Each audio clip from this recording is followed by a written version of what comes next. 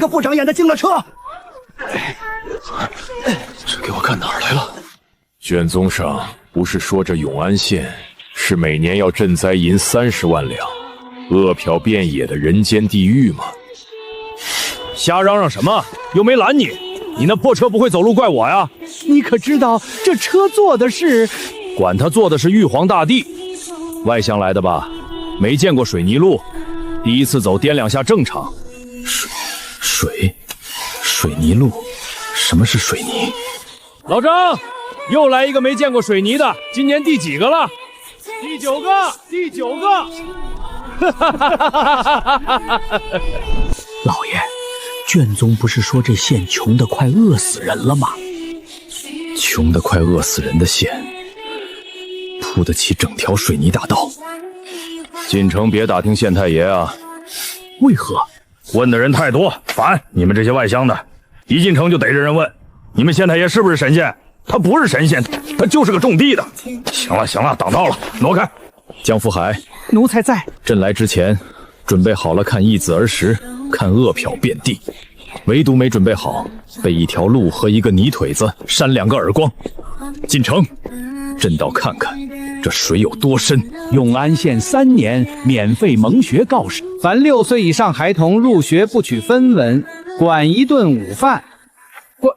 管午饭，读书还倒贴饭，不然呢？孩子饿着肚子怎么念书？你们那地方难道还让娃娃饿着上学？还得教绣服。那地方的官真够缺德的。放肆！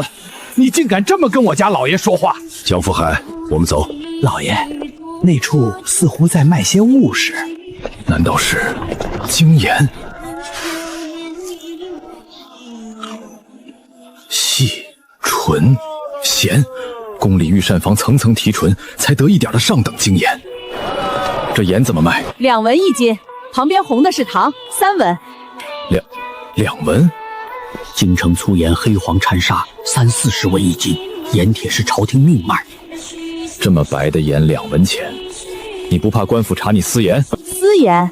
你们乡下来的吧？盐就是给大家吃的，本该家家买得起，卖贵的才该查。看你人模狗样，连盐都不懂，买不买？不买，别摸脏我的盐。大娘，你们县去年饿死多少人？饿死人？客官，您睁眼看看，我们县3年没饿死过一个，要饭的你都找不着。为何找不着？谁家揭不开锅，去县衙登个记，先借粮，开春还，不要利钱。不要利钱？放利钱逼死人的那叫阎王，不叫县太爷。放利钱逼死人的那叫阎王，不叫县太爷。户部卷宗，这县写的什么？地野民贫，流民遍地，饿殍面也。每年向朝廷请赈灾银30万两。30万两，一个造银出产盐铺水泥路，给百姓喝水、读书3年不饿死人的县，在朕的卷宗里是每年要赈30万两的人间地狱。那银子年年进了谁的口袋？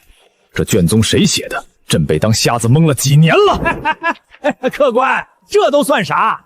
你要去城东瞧瞧我们县太爷种的地，猜猜1亩打多少粮？当场吓晕给你看。1亩打多少？300斤，那也就比玉田好些。哼，300斤，客官是1200斤。放屁！亩产1000斤，绝无可能。玉田最好的年景才亩产300斤，你骗鬼！哎呦，又一个！城里来的就是没见识。客官，你这反应跟上个月跟那个自称京城来的大官一模一样。我们县太爷教的化肥、良种、水渠缺一不可。你懂化肥吗？化肥是何物？不懂吧？不懂就别在这儿放屁，说绝无可能。不懂就别在这儿放屁，说绝无可能。走，老汉带你去地里开开眼，免得你回了京城还以为天底下的地都只长300斤。客官，地里这点还算啥？等你看见我们县太爷那点10成金的玻璃坊，保管你当场跪下喊神仙。看傻了吧？这才哪儿到哪儿。老李又领着外乡人来开眼。可不，这位还说亩产千金是放屁呢，放屁！后生，你过来。老人家，我自幼读农书，通晓农桑，玉田最好年景亩产300斤已是天恩，一亩1200斤，除非地里埋了神仙。神仙没有，化肥有。化肥又是何物？化肥又是何物？你看这苗，庄稼跟人一样，光喝水不吃饭能长壮。化肥就是给庄稼吃的饭，我们县太爷带人烧出来的，一亩地撒几十斤，苗就这么蹿。哈哈，一派胡言！粪肥我是知道的，何曾听过什么化肥？那后生你说，玉田为啥才300斤？地利有限，岁有风弹，此乃天定。哼，放屁！是你们不会种。2种化肥、水渠3样，种子要选最壮的留，年年挑，肥要喂足，水要旱涝都保得住。3样齐了，一亩1200斤没问题。你们的玉田伺候皇帝老儿的地吧，守着一群只会念书的官，连水渠都不会修，能打300斤，我都替你们脸红，我都替你们脸红。你这是在骂谁呢？骂谁了？我就事论事。那皇帝老儿吃的粮，亩产还不如我们乡下，这是我编的。土是黑的，松软湿润，跟京城那板结发硬的玉田根本不是一种东西。亩产1200斤，竟然是真的！我读了40年的圣贤书，自诩通晓农桑，今天被一个种地的老横按在田岗上骂不会种。后生，愣啥呢？敢问这化肥、良植、水渠之法，可曾上报朝廷？这等利国利民之策，朝廷若推行，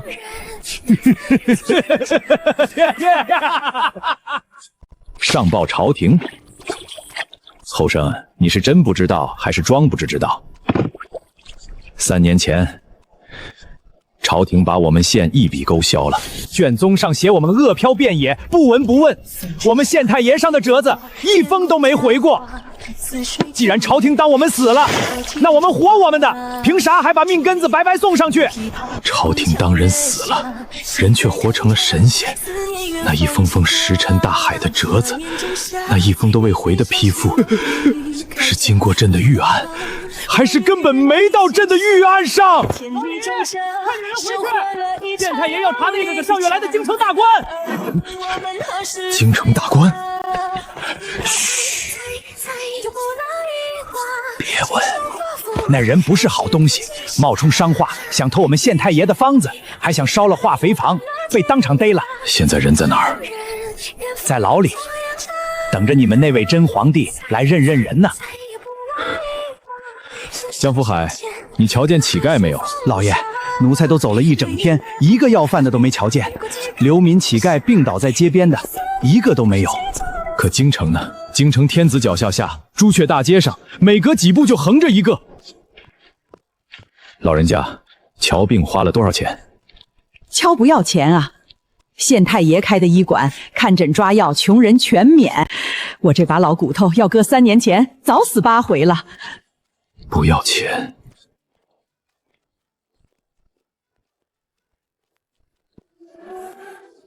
站住！买票，3文1位。洗澡还要钱？废话，烧水不要柴，扫地不要人，你当这水自己会热啊？我堂我就洗个澡而已。瞧就给钱，瞧这穷酸样，不会3文钱都掏不出来吧？掏不出来就别洗，脏死了别熏着我这干净地儿。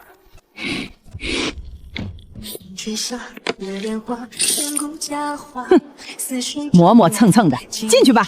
哼，磨磨蹭蹭的，进去吧。洗完舒服多了，老爷，咱们现在。德福，你看那门。奴才看见了，都不锁。老张，这家家不锁门，不怕遭贼。贼？客官，我们县3年没遭过一回贼了。为何？家家有饭吃，户户有活干，谁去当贼？再说了，谁要敢偷东西，全县人戳他几两骨，他在永安县就别想活了。县太爷说：“仓流食而知礼节，肚子饱了，人心就正了。”仓廪实而知礼节，客官，明儿一早您要是没事儿，去县衙瞧瞧热闹。何事热闹？何事热闹？那个偷方子烧化肥厂的京城来的大官，县太爷要当众审他。听说那人后台硬得很，张口闭口我是替宫里贵人办事儿的。宫里贵人？那可不，咱也不知是真是假。反正在我们永安县，甭管你是宫里的、京城的还是天上的，犯了法，县太爷照审不误。替宫里贵人办事，偷方子，烧化肥厂，是哪个贵人？太子，还是我那几个早就盯着龙椅的兄弟儿江福海？奴才在，奴才在。明日一早去县衙，朕要亲眼看看是哪个朕的眼皮子底下伸了这么的手。还有那位永安县县令，朕也该会会他了。陆慈，本官是替宫里贵人办事的，你审我，你审得起吗？这方子宫里那位志在必得，你乖交出来，本官保你。说完了吗？来人，把他偷方子、夜烧化肥厂、伤了3个工人的供罪念给围观的乡亲听。陆慈，你敢动我，宫里贵人不会放过你。陆慈，你敢动我，宫里贵人不会放过你。你口口声声宫里贵人，我倒想问问，是哪位贵人会派你来一个饿殍遍野的废县，偷一个穷县姓的方子？既然永安县穷得饿死人，方子能值几个钱？犯得着你这么个大官亲自跑一趟，还要烧铺伤人？要么是有人早知道永安县根本不穷富的流油，要么是有人瞒着当今圣上，既要骗朝廷的赈灾银，又要抢我永安的方子。你说是哪一种？你血口喷人！我要见皇帝！我要灭圣！你血口喷人！我要见皇帝！我要灭圣！我要灭圣！皇帝知道了，第一个砍了你！行了，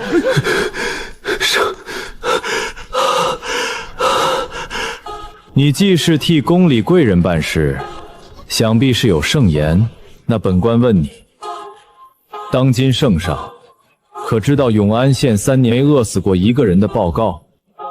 圣上可知道每年30万两赈灾银根本没到过永安百姓手里一文？圣上可知道有人借着他的名头，在他眼皮子底下把一个副县报成死县？我看他什么都不知道。他坐在那金銮殿上，被你们这群人捂住眼，塞住耳。他以为他的天下海晏河清，其实早就被你们啃的只剩骨头了。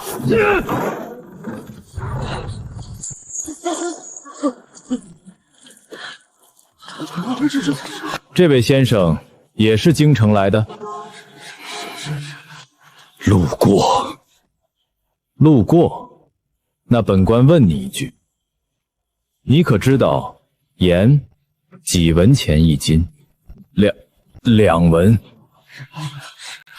那你可知道城里的百姓盐几文一斤？看吧，又是一位城里来的，衣着讲究得体，连百姓的柴米油盐都不知道。我见过太多你们这种人了，身居高位，锦衣玉食，张口闭口社稷苍生，可你们这辈子没饿过一顿，没扛过一锄，连1斤盐多钱都说不出，凭什么坐在百姓头上？先生没话说了，那就站一边看着，本官还要审案。来人，把这宫里贵人的狗腿子先打20板，再收监。供词与罪证封档存证，留着。等哪天真有那么一位宫里贵人亲自来了，本官当面呈给他看。那个被捂住眼、塞住耳的皇帝，那个连1斤盐多少钱都不知道的体面人，那个迟早要来认人的宫里贵人，都是朕好香，什么味道？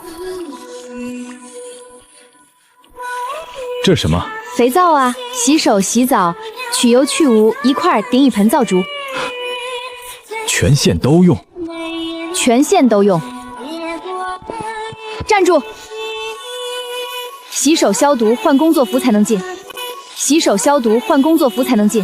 我就看一眼，何必这么麻烦？县太爷立的规矩，进灶房、进医院、进做吃食的房，都得先洗手。你身上不知沾了多少脏东西，万一带进病菌，坏了一整锅料，谁担得起？病菌？看不见的脏东西就藏在你这双手上，你以为干净，其实脏得很。县太爷说，人10有8九的病，都是这双没洗的手吃进肚子里的。放肆！你可知道这位是？我管他是谁，就算皇帝来了也得先洗手，不洗手门儿都别想进。洗。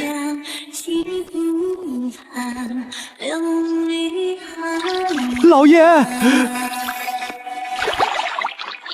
他说的对，这还差不多，换上进去吧。看你这样子，在你老家怕是从来没洗过手吧？是，从来没有。京城来的体面人连手都不会洗，也就我们县太爷有耐心，管你们这些大老粗讲卫生。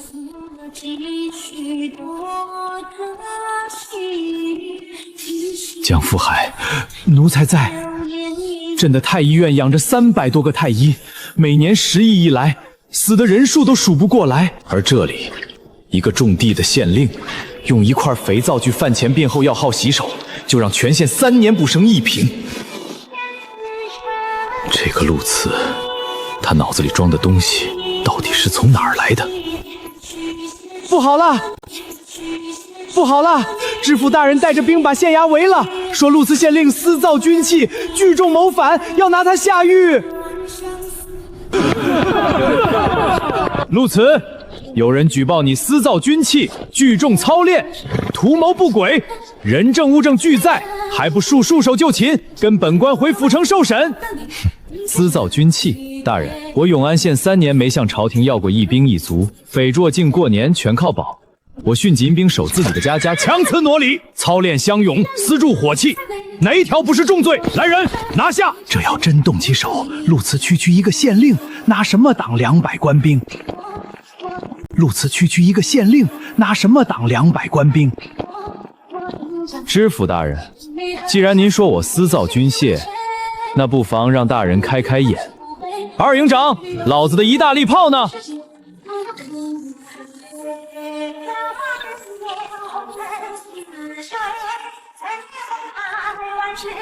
哼，装什么装？一门破炮！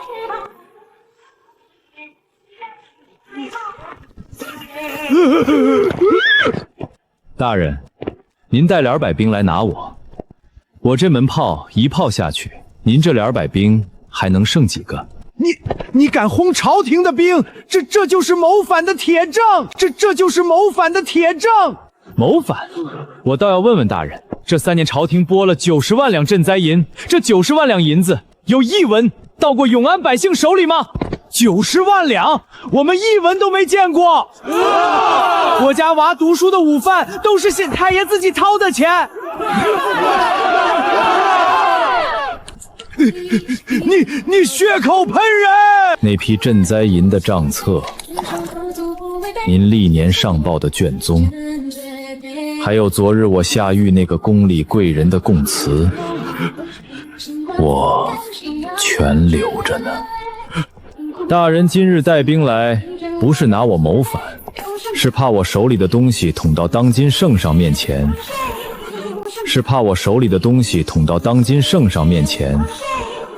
要了你们一窝人的命，对不对？90万两，那一封封石沉大海的折子，那饿殍遍野的卷宗，原来从府城到京城，早被人织成了一张密不透风的网，而我这个皇帝被这张网蒙了整整3年。陆慈，你以为凭一门炮就能跟整个朝廷斗？今日我拿不下你，明日宫里那大魏贵人会派1万兵来踏平你永安县。宫里那位贵人是哪位贵人？哪儿来的外乡人也敢插嘴？放肆！放肆！尔等还不跪下！当今圣上御驾在此。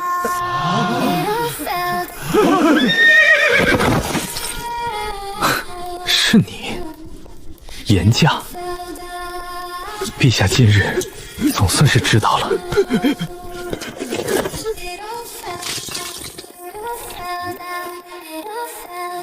陆慈见过陛下。大胆！见了圣驾，为何不跪？回公公，我大敬律，身有功名者，面君可不跪。再说了，陛下今日是来认人的，不是来受跪的。该跪的是那些骗了陛下3年的人。都起来吧。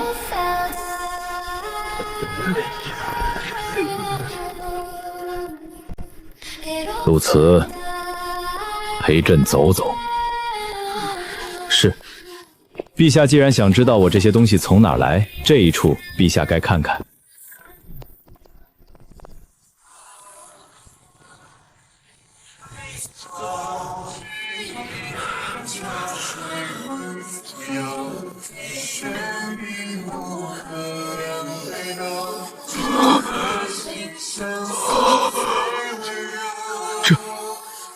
这是琉璃，这叫玻璃。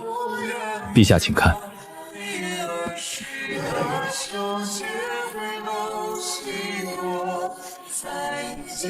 陛下，这镜子10文钱一面，我永安县家家都有，百姓照着它梳头整衣，看自己的脸，而陛下是头一次看清自己的脸吧？陆慈，你这一身的本事，制盐制糖、玻璃、大炮亩产1000斤，3年无益，朕遍览古今典籍从未见过。你到底是何方神圣？陛下，我不是什么神圣，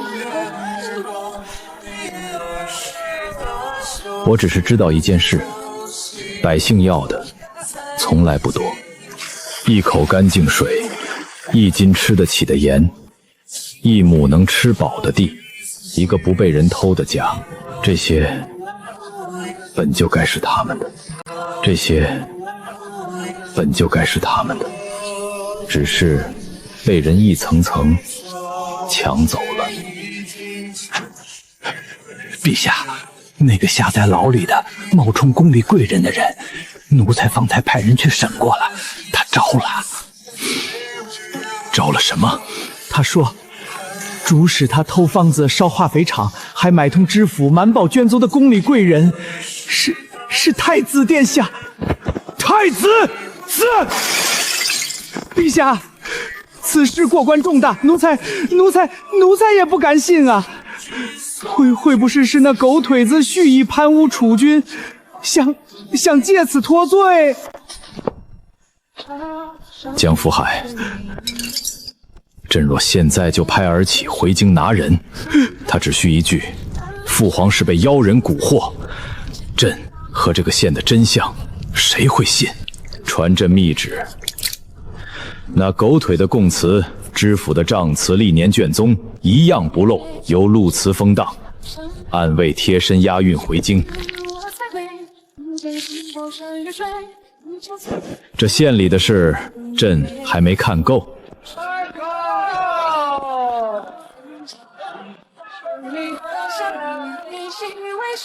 老板，你这摊子1年给官府交多少税？税啊，30取1，再没别的了。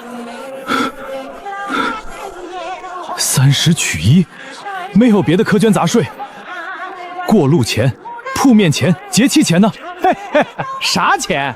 客官，你哪个山沟沟里来的？还过路钱？走路还要给钱呢？哪个挨千刀的想出来的？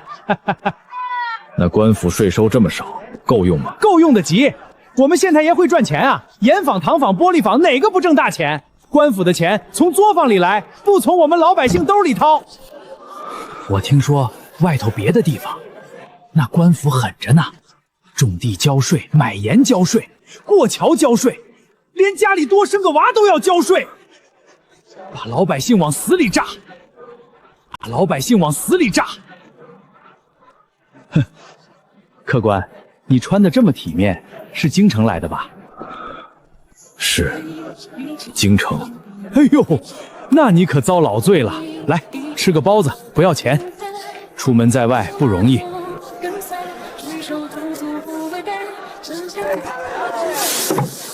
听说城天子脚下税最重，老百姓最苦。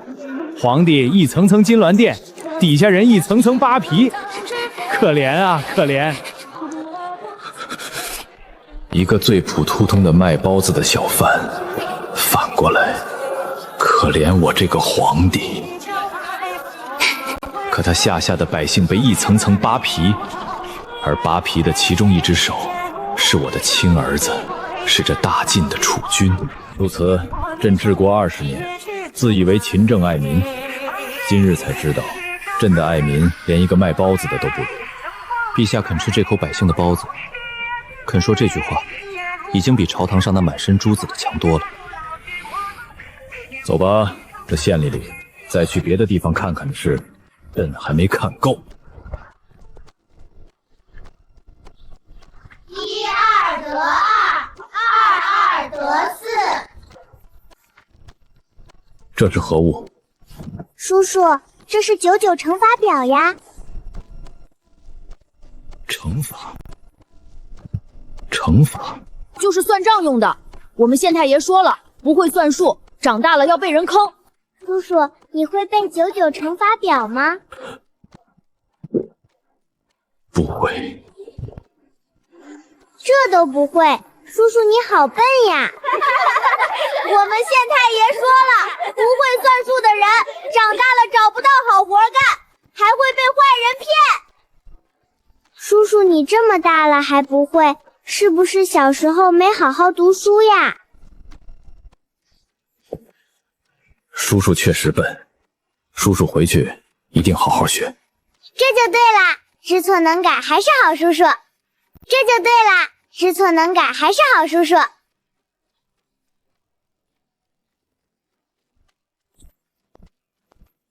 江福海，奴才在。派人去府城，朕要知道那位巡抚对永安县的事到底知道多少。陛下，巡抚衙门里关于永安县的卷宗3年未变，上头白纸黑字仍写着永安地劣民贫，饿殍遍野。那巡抚不仅一无所知，半月前还刚向户部递了今年的折子，为永安县再申请赈灾银30万两。好一个一无所知！知府勾结太子，中饱私囊；巡抚尸位细残，连朕治下最富的县富成什么样都不知道，还年年伸手要银子。朕的疆土大吏，朕的满朝文武，竟无一人知道在这大晋境内有这么一座永安县。陛下，您现在明白为什么我守着这一个县不愿入京了吧？京城那些人不是不知道永安能让百姓吃饱，是他们根本不在乎百姓吃不吃得饱。百姓越穷，他们越好伸手。永安富了，断了他们的财路，他们恨不把永安从地图上抹掉。我把永安治成这样，在他们眼里不是功劳，是死罪。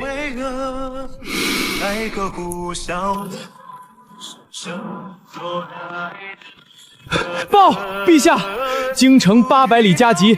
报陛下，京城800里加急！太子以陛下微服多日，音讯全无，恐遭妖人挟持为由，已在京中行监国之事。百官已有大半向东宫称臣。行监国之事，百官大半向东宫称臣。好好，朕还没死，他就急着坐龙椅了。陛下，咱们快回京啊！你一露面，谣言不攻自破。回京，朕这一路回去，太子只需在半道设一符，再放出风声，已被妖人所害。朕死在路上是妖人干的，朕活着回去是被妖人挟持的假货。他要的从头到尾就是朕回不去。如此，陛下，既然回京是死局，那就别回去了，让京城来永安。你说什么？凭一个县跟整个朝廷跟太子大军斗？陆大人，你莫不是疯了？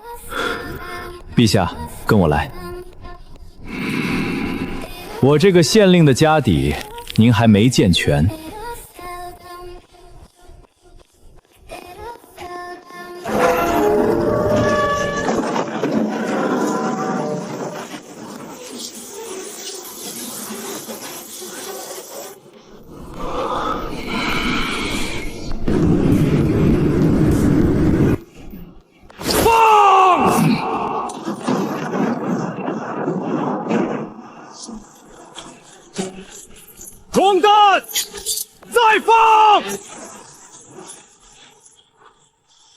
装弹，再放！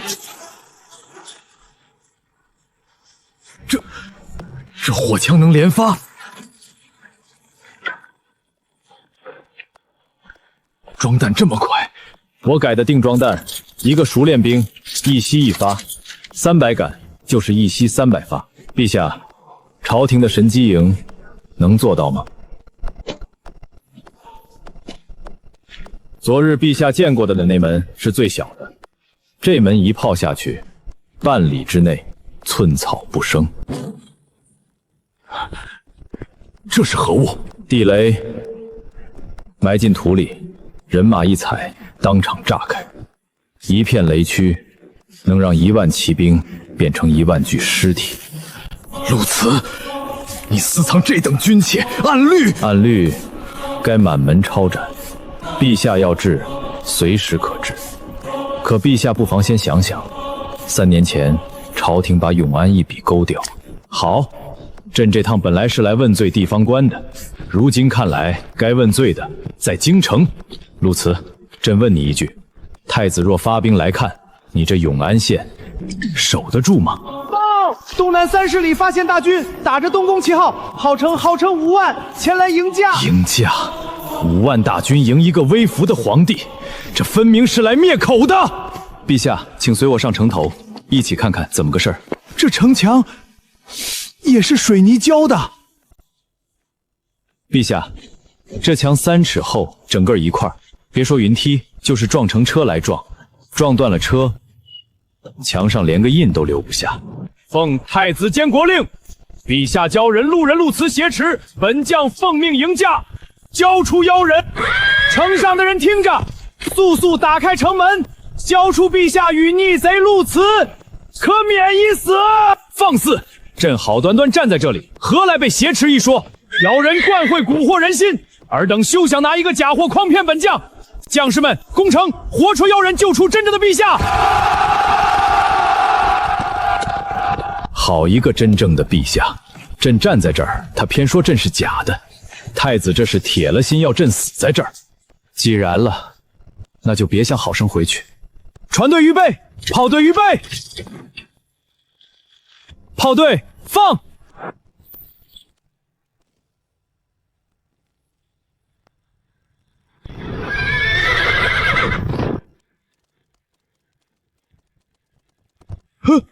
这是什么妖法？撤！快撤！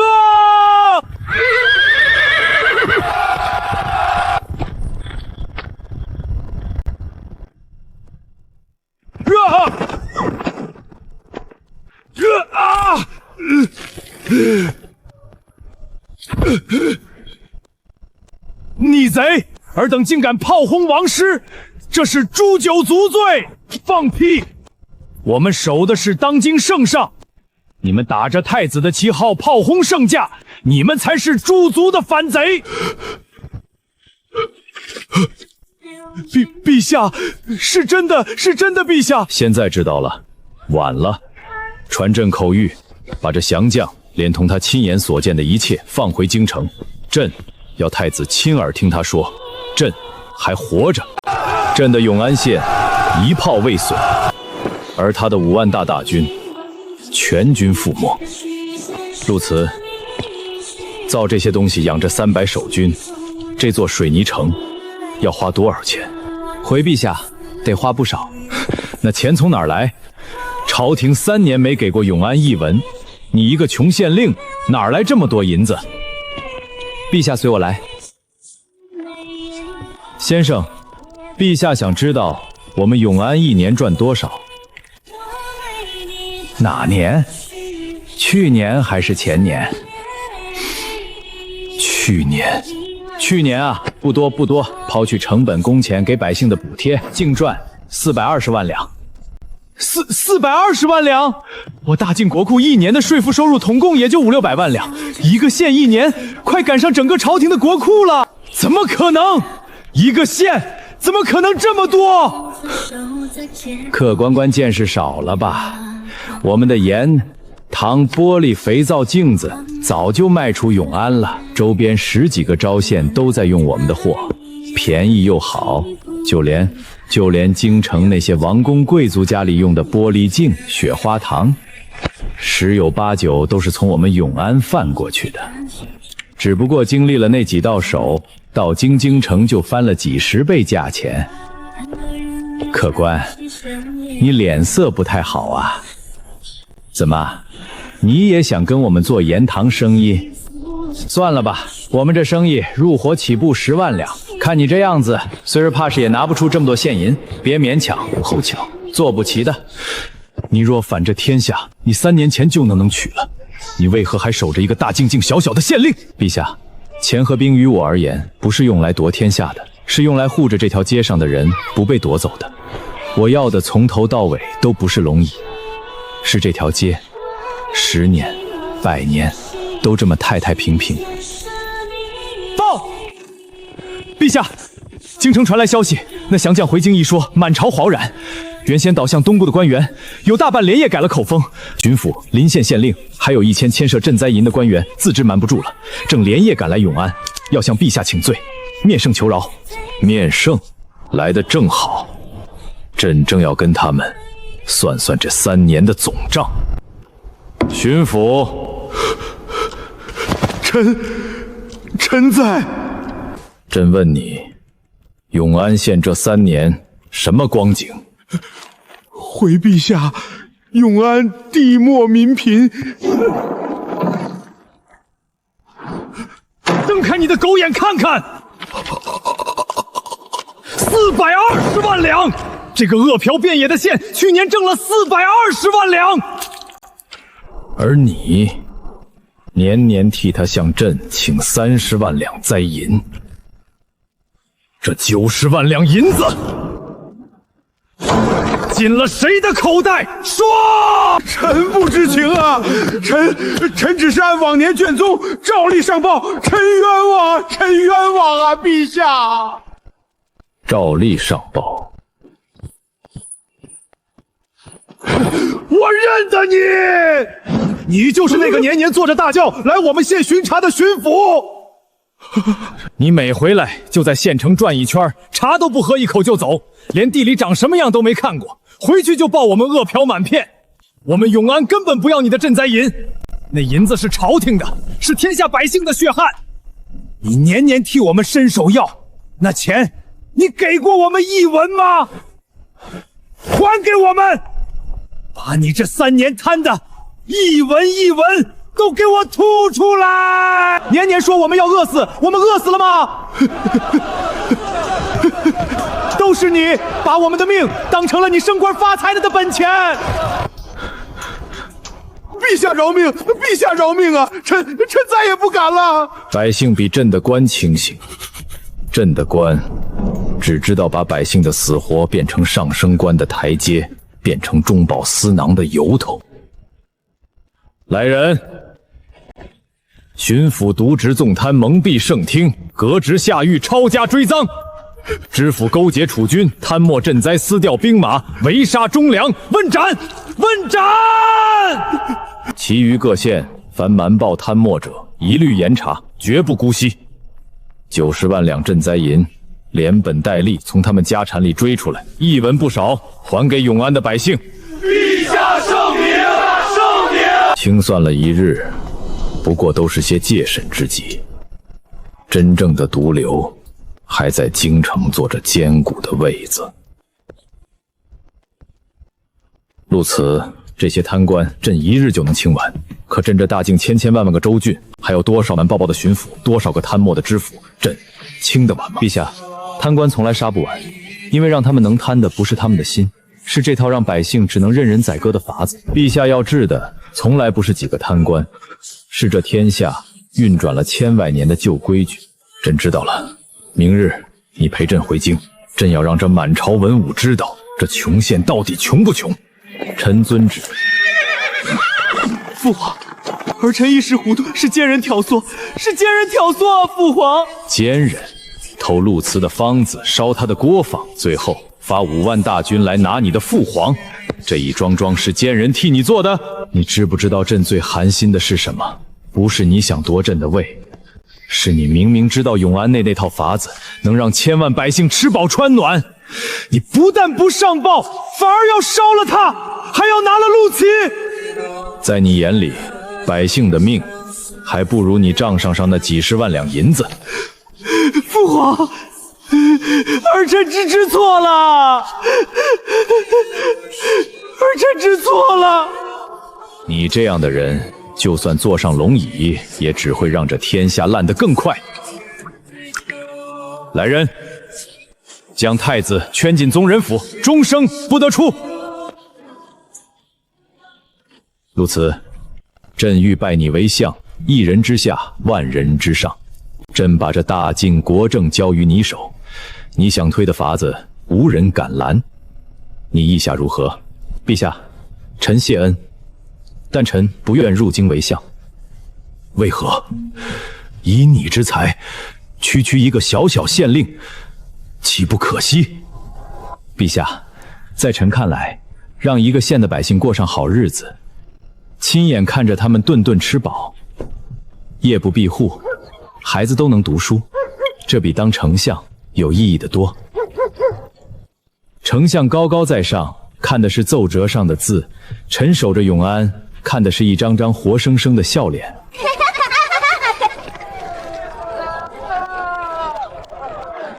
再说了，京城这庙堂里庸臣那么多，臣去了，要跟那群只会争权夺利，连一斤盐多少钱都不知道的人同朝护国。臣怕，臣迟早被他们气死。好一个怕被气死！陆慈，你这是嫌朕的朝堂容不下你？臣不敢，臣只是不愿为了一个虚名离开真正需要臣的人。陆慈，明日你别急着回永安，朕想跟你说几句心里话。是，陛下。陆慈，朕今日不是以皇帝的身份跟你说话，是一个管不好这个家的家主的身份。朕的大京有3000万百姓，这10个有9个一辈子没吃过一口干净的盐，没喝过一口干净的水。一场旱灾，饿殍千里；一场时疫，10室9空。朕坐在这金銮殿上20年，自以为勤政，直到去了你的永安，朕才知道，朕治下的百姓过的是什么日子。而百姓原本可以过上什么日子？陛下，不可！君不拜臣，这折煞臣了。朕拜的不是你，朕拜的是永安那3000万百姓本该有的日子。陆慈，朕不留你当丞相，不要你争权，朕只求你一件事，把你永安的那套法子，制盐、制糖、化肥、粮、水利、肥皂、火器，交给这天下，让朕的3000万百姓都能像永安百姓一样活得像个人。朕求你了。陛下，臣可以交，但臣有3个条件。你说。第一，新政推行，以民为先，谁敢借新政盘剥百姓，无论官职大小，杀无赦。第二，盐、糖、铁、官营平价授予百姓，断了豪商盘猎的根。第三，事成之后放臣回永安，臣不要官，不要爵，只要守着臣那一个县。准。朕全准。臣请推新政，盐铁官营平价授民，推广化肥2种，增产产保粮，兴修水利，防旱防涝，广建蒙学义医，教民识字，救民疾苦。陛下，万万不可！盐铁官营断的是天下盐商的活路，化肥粮食闻所未闻，若误了农时，谁来担责？此乃妖言惑众，动摇国本。对，祖宗惩罚岂能说改就改？一个区县令也敢妄议国政？诸位大人反对，臣懂。因为这些新政断的是诸位大人的财路，盐铁官营，诸位家里那些盐庄铁矿就赚不了暴利了。平价售盐，诸位囤着的私盐就成了一堆废货了。诸位口口声声动摇国本，在诸位眼里，国本是你们的荣华富贵，而百姓的死活从来不在你们的算计里。既然诸位这么有本事，这么忧国忧民，那臣把问题摆在这儿：大晋3000万百姓吃不起盐，诸位谁能解决？年年旱涝，饿殍千里，一场10亿，十室九空，诸位谁能解决？谁站出来？臣立刻卷铺盖回永安，把这新政拱手让贤。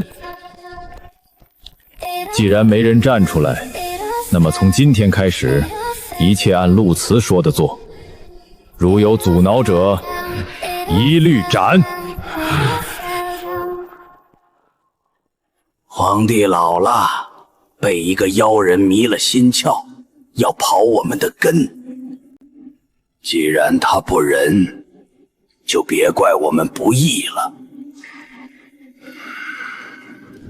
不过短短数月，变化便如春雷，响彻大境。北地的盐价从30丸一路砸到2文，南方的水渠挖通了，1000年的旱年头一次喝饱了水。中原的2种化肥下了地，那青苗比往年的还高出1头。陆大人，新政推行，我等本不该多嘴，可这盐价2文钱1斤，实在是太低了。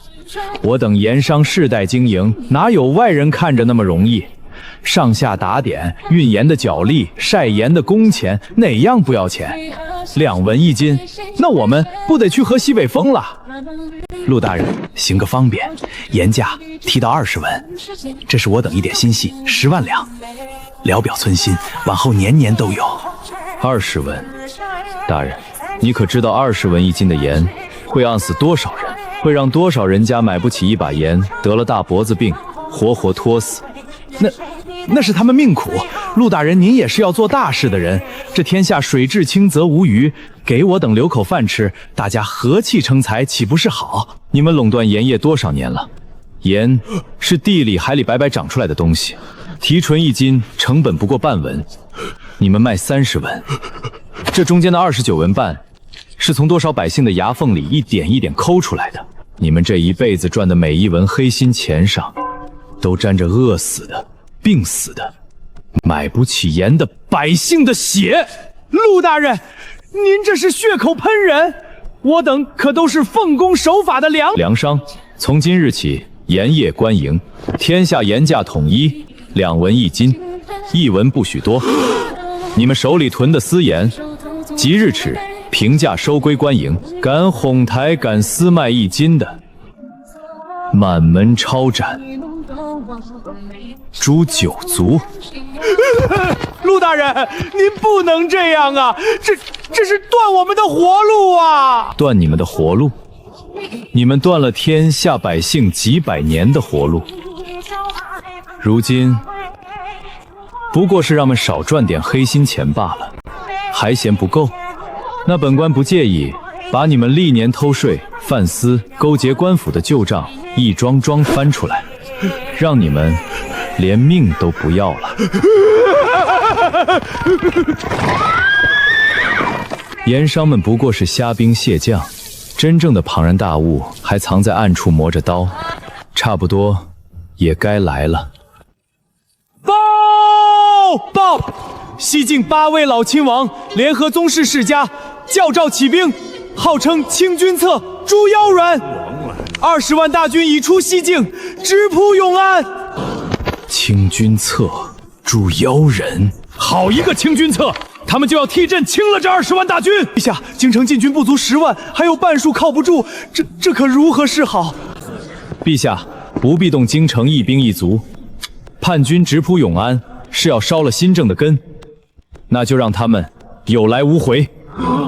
臣请指回永安。鲁慈，你这妖人，蛊惑圣听，败坏祖宗惩法，人人得而诛之。识相的自负出城，本王留你全尸，否则20万大军踏平永安，一个活口不留。老王爷，你这20万兵是替你卖命来的，他们的命值钱，你的祖宗宗法不值。最后劝一句，退兵，我可以只诛你1人之罪。放肆！一个区域县令也敢跟本王讨价还价！弟兄们，攻城！过了永安，城里的金银随你们取。地雷，起！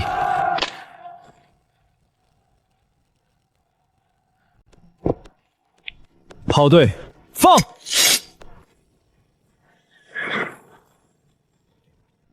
火枪营，自由射击。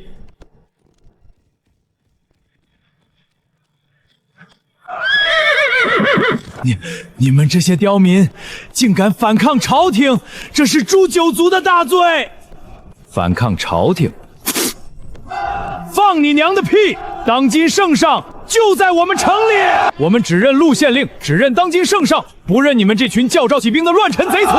有本事你过来啊，看老子不一炮把你轰老家去！妖术，这是妖术！20万大军，怎么输给座小小的县城？老王爷就不是妖术，你输的也不是这一招，你输的是这个正在变天的时代。你们这些抱着旧规矩不放的人，从踏出西涧的那一刻起，就已经被这个时代抛下。满旨：西境作乱八王连同附逆世家尽数捉拿，严惩不贷。另传朕的话给满朝文武，谁敢挡新政，西境八王就是前车之鉴。吾皇万岁万岁万万岁！好，真是好啊！今年粮食产量硬是翻了1倍，盐糖2文1斤，真是天大的恩惠啊！报800里加急，3日可达。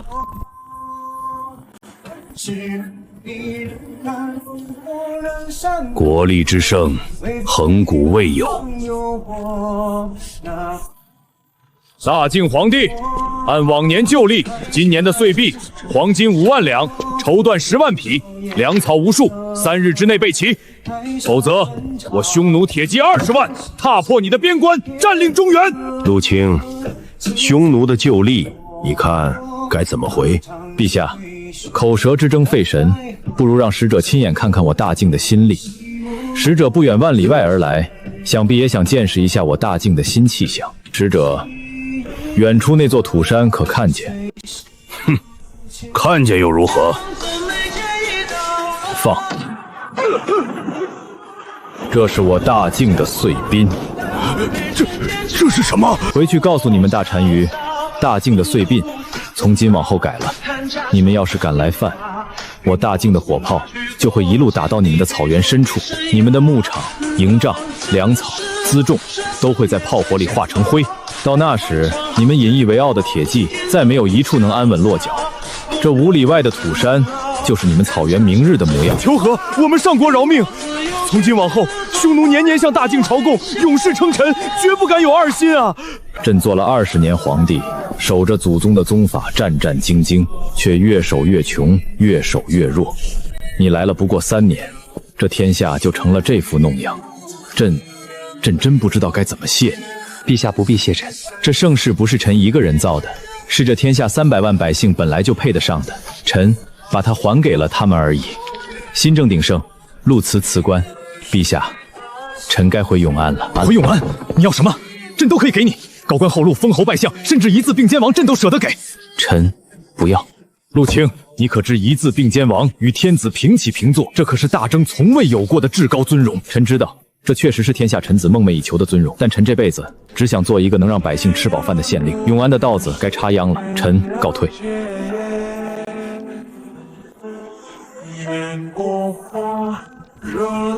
父皇，这就是永安，这里比京城外的许多州府还要繁华。10年前，这里便是这样。那时陆慈还只是这里一个小小的县令。陆大人，你这秧插歪了，得正过来。歪了吗？我看着挺直啊。陆大人治理天下确实厉害，要说到插秧，还是不如咱们。父皇，那真的是陆先生吗？是。那个让匈奴跪壁求饶，让万国来朝的陆先生。是。父皇，儿臣还是不懂。你不懂什么？陆先生有这么大的本事，能造盛世，能退强敌，能富天下。父皇要封他当王，他都不要。可他为什么情愿待在这里，当一个种地的小县令，还弄得一身泥？因为啊，他心里装的是天下苍生，不是功名利禄。天下苍生？当王当丞相，坐在那金銮殿上俯视众生，看的多是奏折，争的都是权位。可在这一方田垄上，他看得见每一株稻子，更看得见每一张笑脸。